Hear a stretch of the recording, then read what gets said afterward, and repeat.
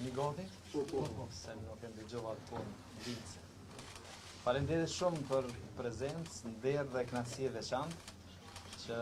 në ditën e parë të fillimit të punës prej mëngjesit, se kemi filluar prej të premtes, ta kemë mësafire Presidente e Republikës Kosovës, zonja Vjosa Osmani Sadrin, për cilën ne i uruam mirëseardhje në shtëpinë e saj. Diskutuam për gjitha nevojat dhe shqetësimet e qytetarëve të Mitrovicës, po njëkohësisht edhe të nevojën më të madhe të mbështetjes institucionale që i duhet Mitrovicës, duke filluar nga zyra e presidentes e qeverisë, për cilët kohët e fundit ka pas një përmirësim të dukshëm, por nga ana e nivelit komunal kemi një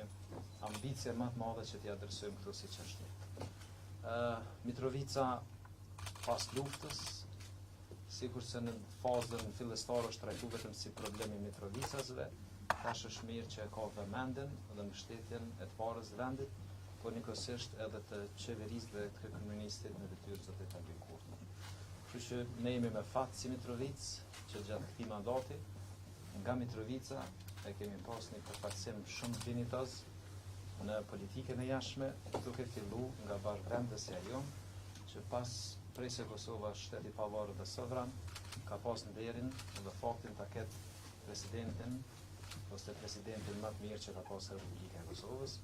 E ne sot e kishëm këtë fat që ta kemi në zyrën e të parit të komunës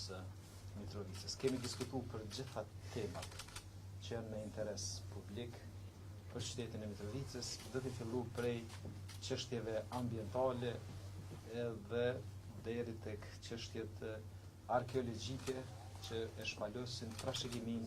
potencialin, trashëgimin kulturore. Po njëkohësisht edhe për mundësinë që qyteti i Mitrovicës, që është më i bukur për atë që i ka dhënë Perëndia, po që nuk është demonstrim i gjendjes faktike në teren, të përmirësojmë dhe të avancojmë përmes investimeve dhe projekteve konkrete, qoftë ato infrastrukturore, por dhe njëkohësisht të gjitha sferave tjetës që ndërlidhen me arsimin prej sistemit parafillor në arsim, ofrime shërbimeve shëndetësore, për një jetë e një krijimtari më të mirë kulturore, sportive, edhe deri tek mirëqeniet gjitha kategorive.